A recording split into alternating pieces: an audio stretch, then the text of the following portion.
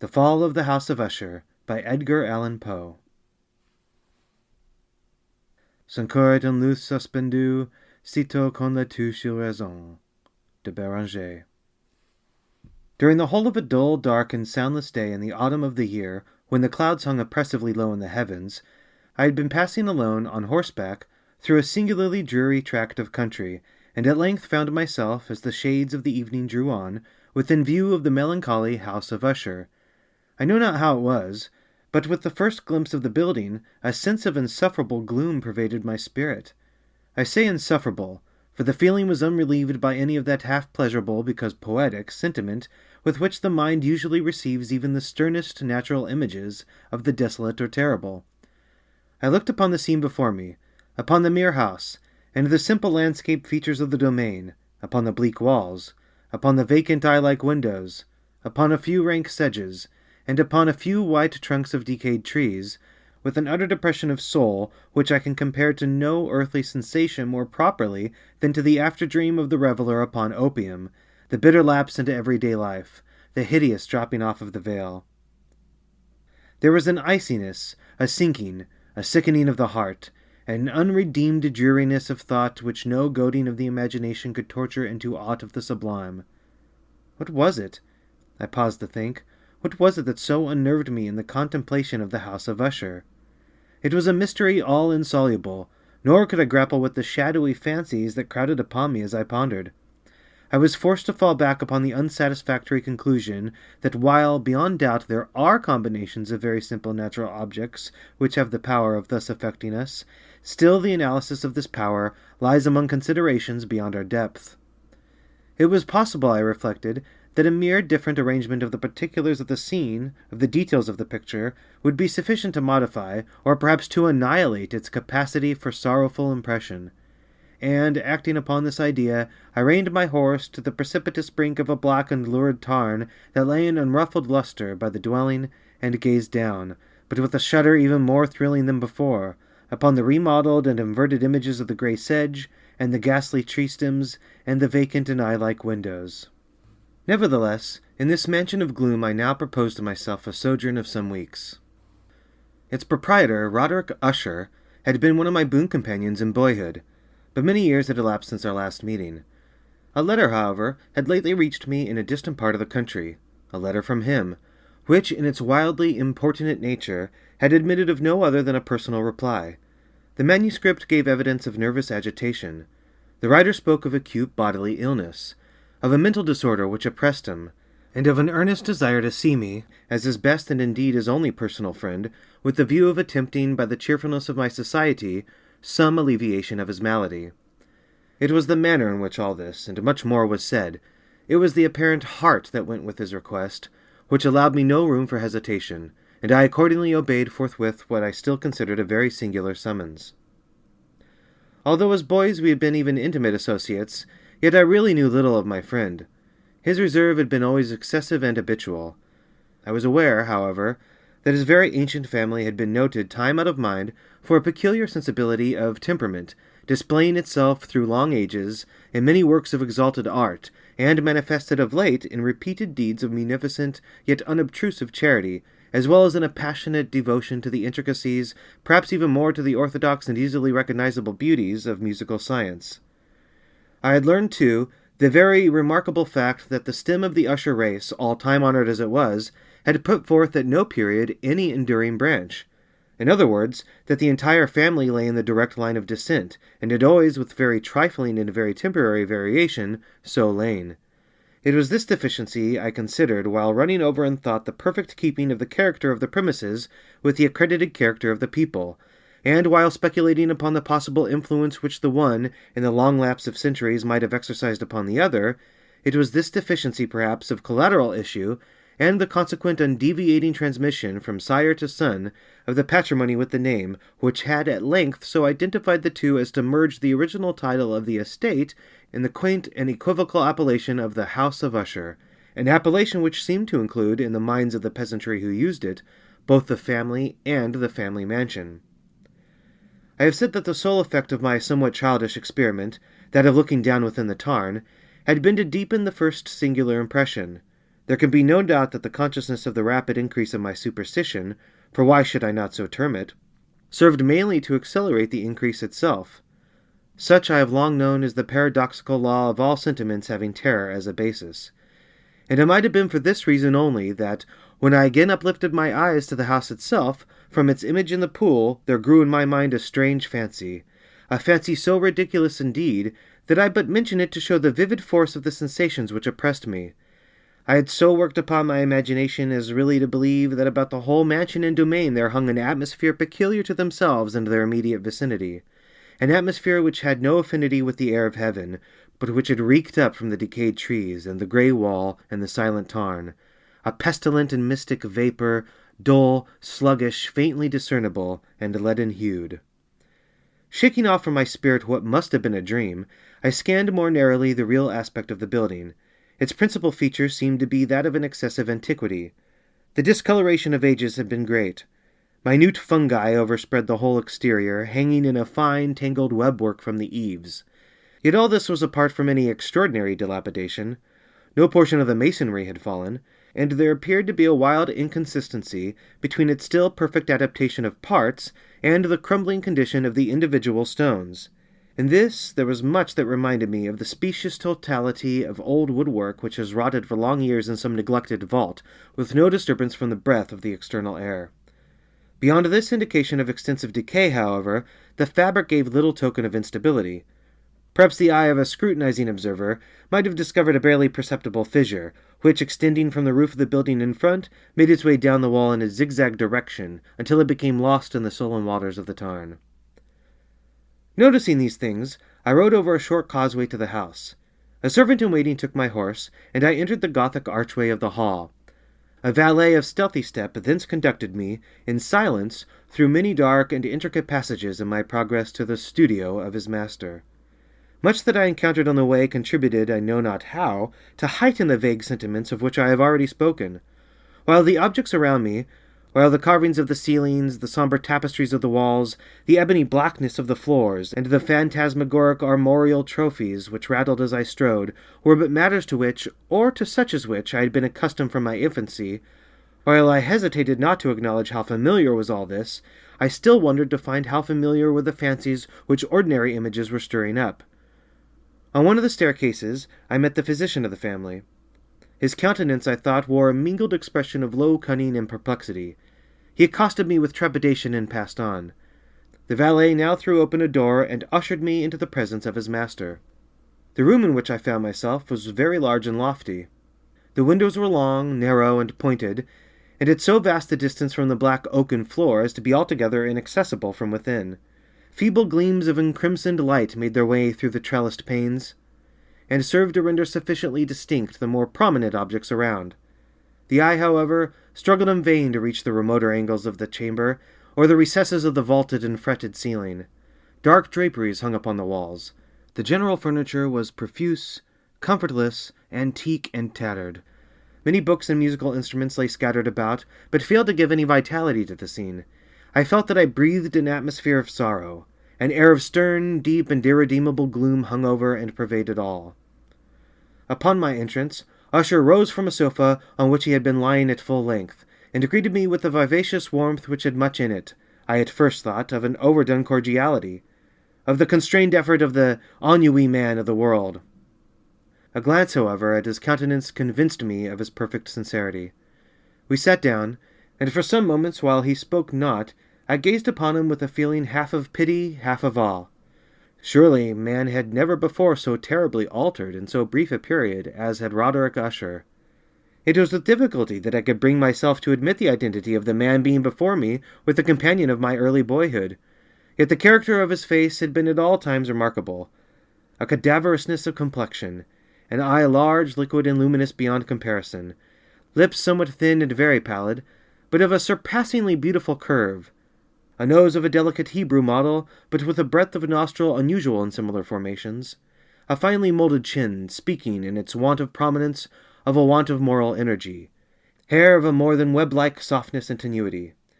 These features, with an inordinate expansion above the regions of the temple, made up altogether a countenance not easily to be forgotten. And now, in the mere exaggeration of the prevailing character of these features, and of the expression they were wont to convey, lay so much of change that I doubted to whom I spoke. The now ghastly pallor of the skin, and the now miraculous luster of the eye, above all things startled and even awed me. The silken hair, too, had been suffered to grow all unheeded, and as, in its wild gossamer texture, it floated rather than fell about the face, I could not, even with effort, connect its arabesque expression with any idea of simple humanity.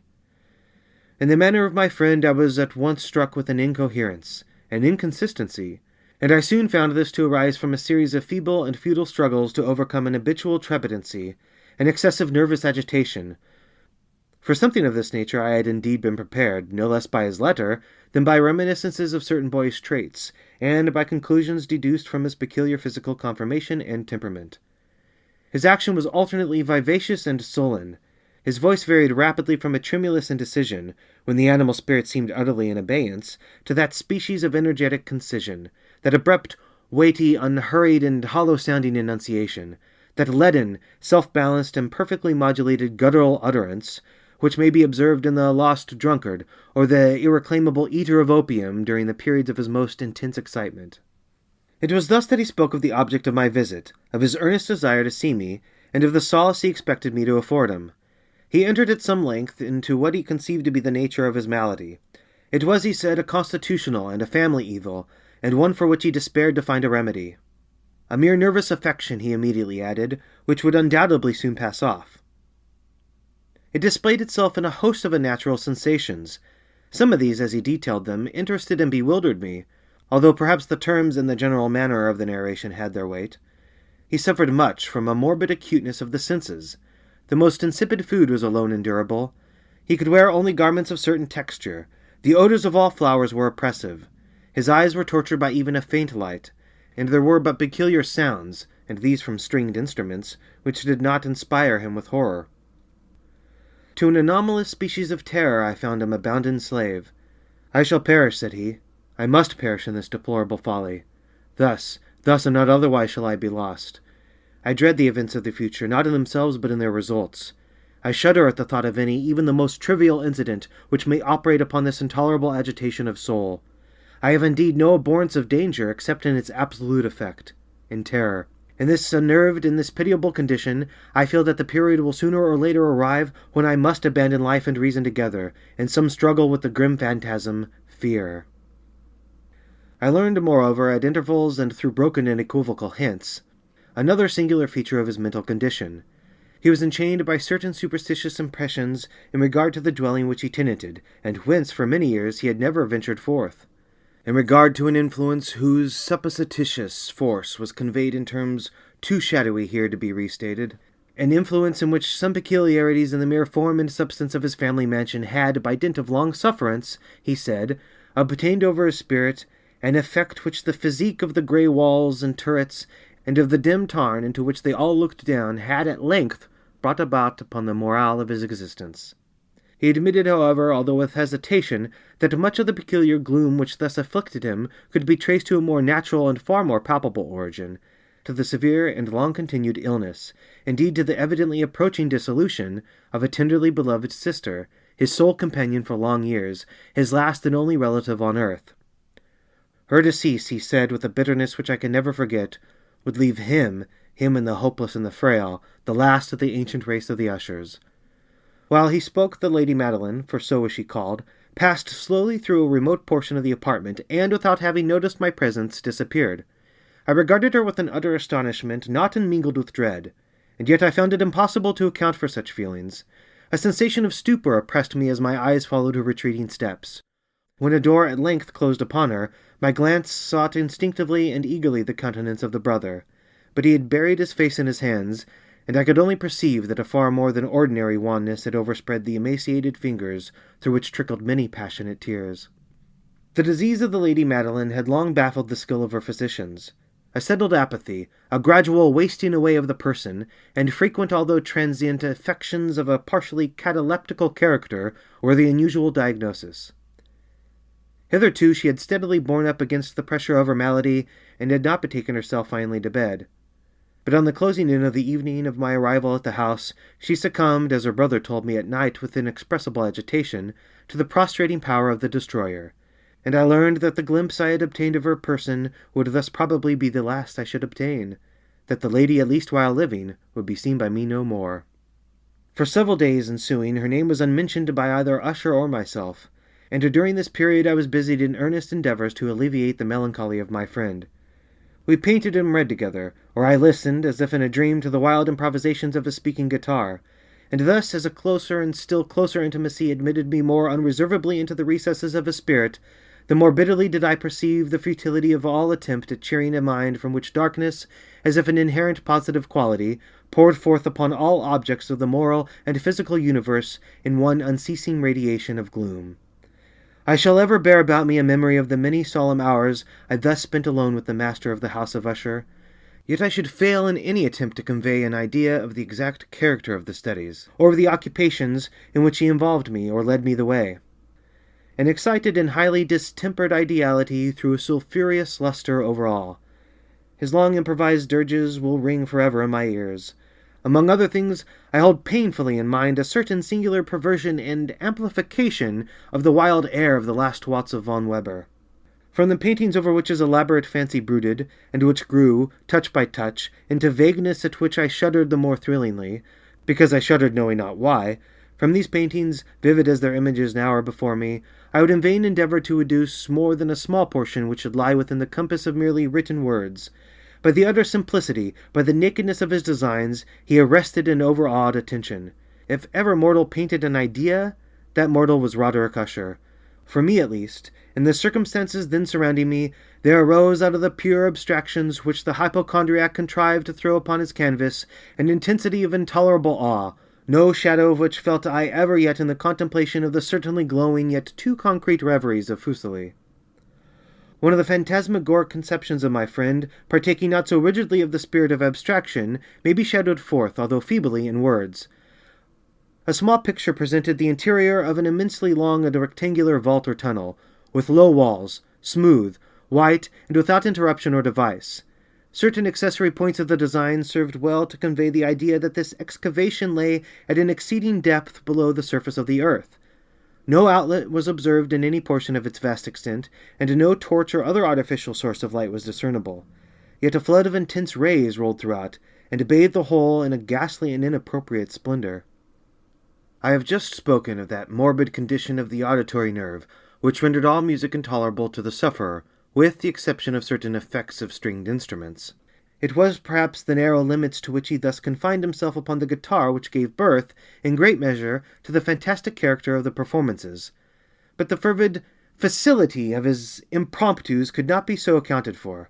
They must have been and were in the notes as well as in the words of his wild fantasias, for he not infrequently accompanied himself with rhymed verbal improvisations, the result of that intense mental collectedness and concentration to which I have previously alluded is observable only in particular moments of the highest artificial excitement. The words of one of these rhapsodies I have easily remembered. I was perhaps the more forcibly impressed with it as he gave it, because, in the under or mystic current of its meaning, I fancied that I perceived, and for the first time, a full consciousness on the part of Usher of the tottering of his lofty reason upon her throne. The verses, which were entitled The Haunted Palace, ran very nearly, if not accurately, thus. 1. In the greenest of our valleys, by good angels tenanted, once a fair and stately palace, radiant palace, reared its head. In the monarch thought's dominion, it stood there. Never seraph spread a pinion over fabric half so fair. 2. Banners yellow, glorious golden, on its roof did float and flow. This, all this, was in the olden time long ago.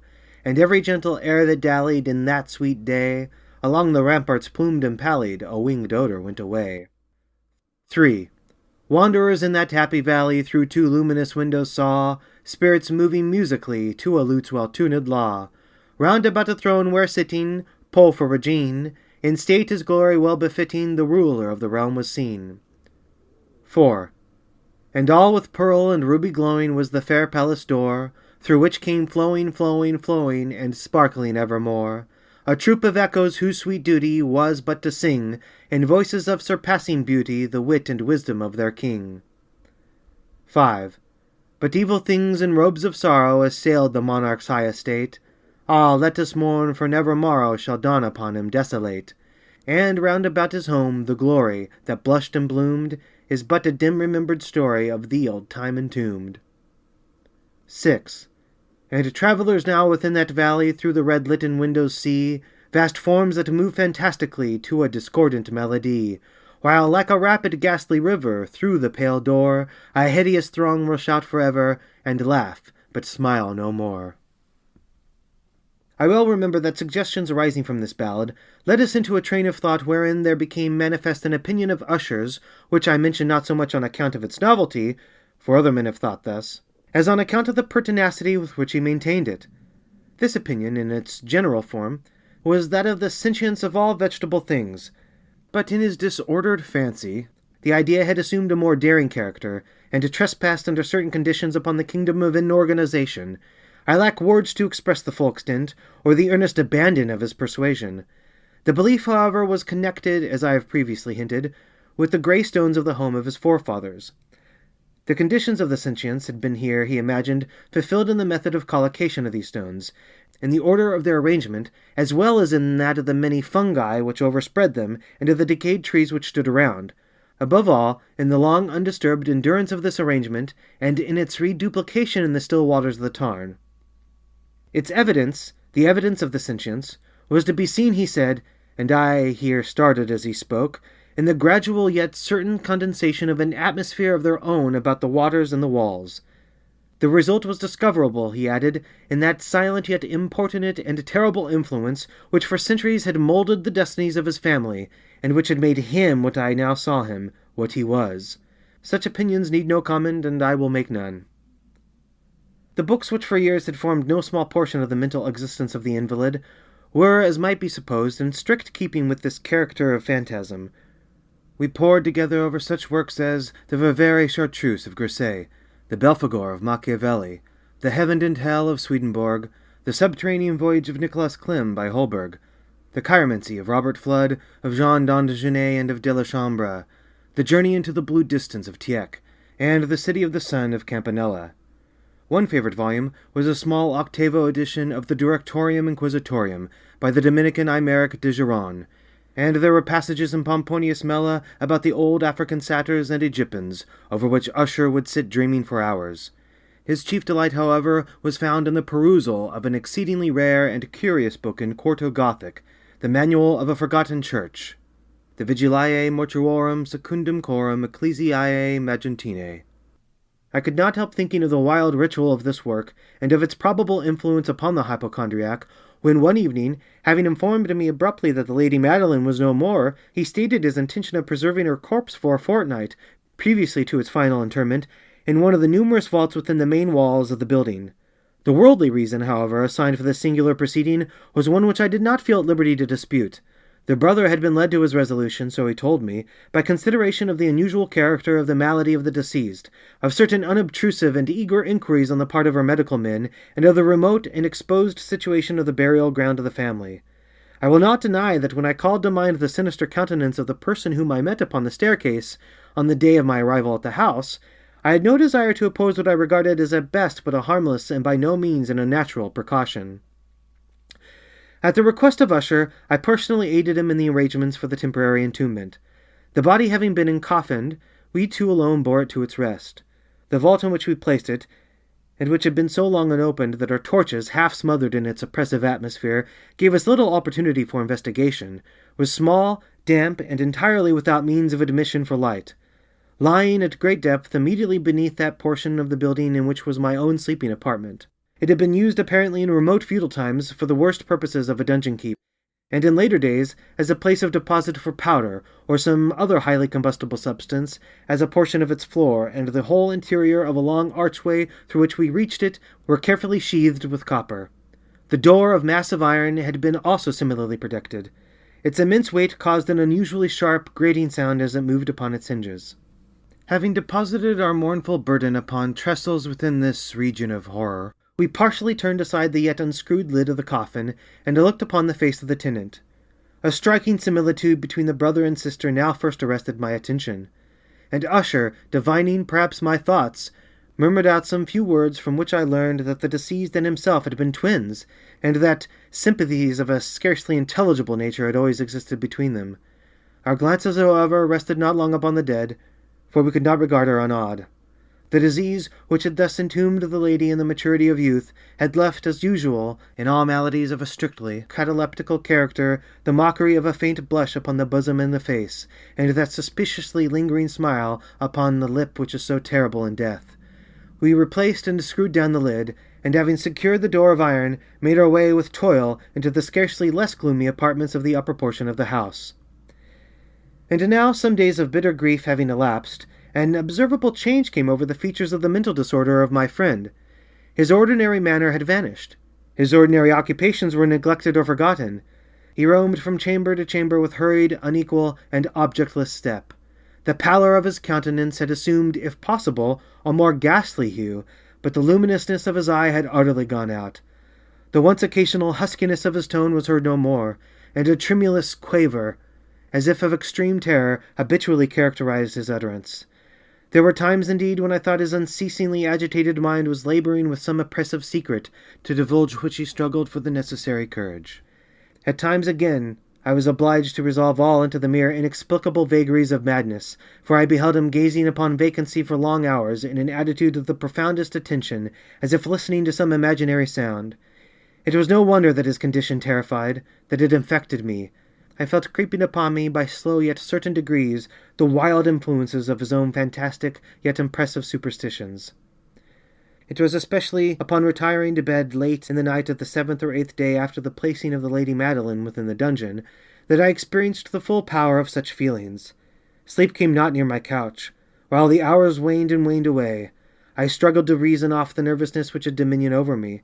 I endeavored to believe that much, if not all of what I felt, was due to the bewildering influence of the gloomy furniture of the room, of the dark and tattered draperies, which, tortured into motion by the breath of a rising tempest, swayed fitfully to and fro upon the walls, and rustled uneasily about the decorations of the bed.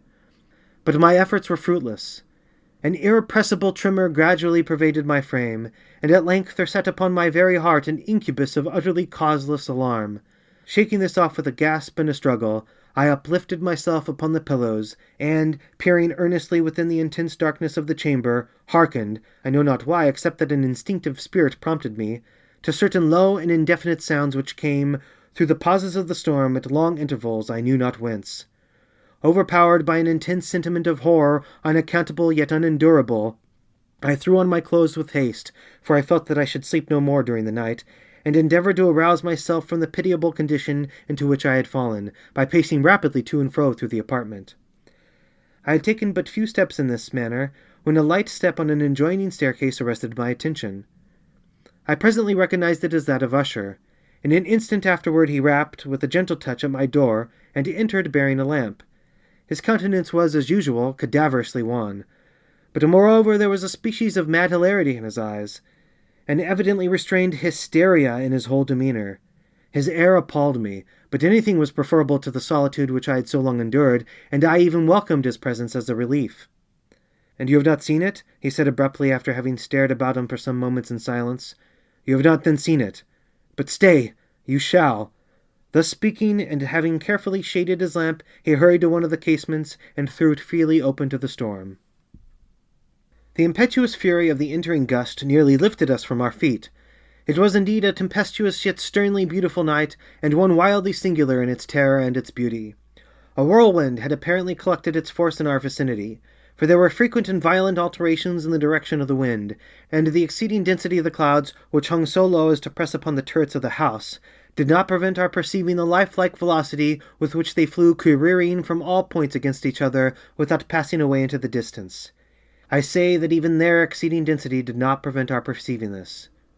Yet we had no glimpse of the moon or stars, nor was there any flashing forth of the lightning. But the under surfaces of the huge masses of agitated vapor, as well as all terrestrial objects immediately around us, were glowing in the unnatural light of a faintly luminous and distinctly visible gaseous exhalation which hung about and enshrouded the mansion.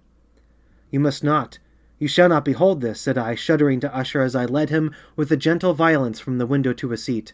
"These appearances, which bewilder you, are merely electrical phenomena not uncommon. or it may be that they have their ghastly origin in the rank miasma of the tarn. Let us close this casement. The air is chilling and dangerous to your frame. Here is one of your favorite romances. I will read, and you shall listen, and so we will pass away this terrible night together." The antique volume which I had taken up was The Mad Tryst of Sir Launcelot Canning, but I called it a favourite of Usher's more in sad jest than in earnest. For in truth there is little in its uncouth and unimaginative prolixity which could have had interest for the lofty and spiritual ideality of my friend. It was, however, the only book immediately at hand, and I indulged a vague hope that the excitement which now agitated the hypochondriac might find relief, for the history of mental disorder is full of similar anomalies, even in the extremeness of the folly which I should read. Could I have judged, indeed, by the wild, overstrained air of vivacity with which he hearkened, or apparently hearkened, to the words of the tale, I might well have congratulated myself upon the success of my design. I had arrived at that well-known portion of the story where Ethelred, the hero of the tryst, having sought in vain for peaceable admission into the dwelling of the hermit, proceeds to make good an entrance by force. Here it will be remembered the words of the narrative run thus. "And Ethelred, who was by nature of a doughty heart, and who was now mighty withal, on account of the powerfulness of the wine which he had drunken, waited no longer to hold parley with the hermit, who in sooth was of an obstinate and maliceful turn. But, feeling the rain upon his shoulders, and fearing the rising of the tempest, uplifted his mace outright, and with blows made quickly room in the plankings of the door for his gauntleted hand. And now pulling therewith sturdily, he so cracked and ripped and tore all asunder, that the noise of the dry and hollow-sounding wood alarmed and reverberated throughout the forest." At the termination of this sentence I started, and for a moment paused. For it appeared to me, although I at once concluded that my excited fancy had deceived me, it appeared to me that from some very remote portion of the mansion there came, indistinctly to my ears, what might have been, in its exact similarity of character, the echo, but a stifled and dull one certainly, of the very cracking and ripping sound which Sir Launcelot had so particularly described. It was, beyond doubt, the coincidence alone which had arrested my attention, for amid the rattling of the sashes of the casements, and the ordinary commingled noises of the still increasing storm, the sound in itself had nothing, surely, which should have interested or disturbed me. I continued the story. But the good champion Ethelred, now entering within the door, was sore enraged and amazed to perceive no signal of the maliceful hermit, but in the stead thereof a dragon of the scaly and prodigious demeanour and of a fiery tongue, which sat in guard before a palace of gold, with a floor of silver, and upon the wall there hung a shield of shining brass with this legend enwritten: "Who entereth herein a conqueror hath been, who slayeth the dragon, the shield he shall win." And Ethelred uplifted his mace, and struck upon the head of the dragon, which fell before him, and gave up his pesty breath, with a shriek so horrid and harsh, and withal so piercing, that Ethelred had fain to close his ears with his hands against the dreadful noise of it, the like whereof was never before heard. Here again I paused abruptly, and now with a feeling of wild amazement, for there could be no doubt whatever that in this instance I did actually hear, although from what direction it proceeded I found it impossible to say, a low and apparently distant, but harsh, protracted, and most unusual screaming or grating sound, the exact counterpart of what my fancy had already conjured up for the dragon's unnatural shriek as described by the romancer. Oppressed as I certainly was, upon the occurrence of this second and most extraordinary coincidence, by a thousand conflicting sensations, in which wonder and extreme terror were predominant, I still retained sufficient presence of mind to avoid exciting, by any observation, the sensitive nervousness of my companion. I was by no means certain that he had noticed the sounds in question, although assuredly a strange alteration had, during the last few minutes, taken place in his demeanour. From a position fronting my own, he had gradually brought round his chair, so as to sit with his face to the door of the chamber, and thus I could but partially perceive his features, although I saw that his lips trembled, as if he were murmuring inaudibly. His head had dropped upon his breast, yet I knew that he was not asleep, from the wide and rigid opening of the eye as I caught a glance of it in profile. The motion of his body, too, was at variance with this idea, for he rocked from side to side with a gentle yet constant and uniform sway. Having rapidly taken notice of all this, I resumed the narrative of Sir Launcelot, which thus proceeded. And now the champion, having escaped from the terrible fury of the dragon, bethinking himself of the brazen shield, and of the breaking up of the enchantment which was upon it, removed the carcass from out of the way before him, and approached valorously over the silver pavement of the castle to where the shield was upon the wall, which in sooth tarried not for his full coming, but fell down at his feet upon the silver floor with a mighty great and terrible ringing sound. No sooner had these syllables passed my lips than, as if a shield of brass had indeed at the moment fallen heavily upon the floor of silver, I became aware of a distinct, hollow, metallic and clangorous, yet apparently muffled reverberation. Completely unnerved, I leaped to my feet, but the measured rocking movement of Usher was undisturbed. I rushed to the chair in which he sat.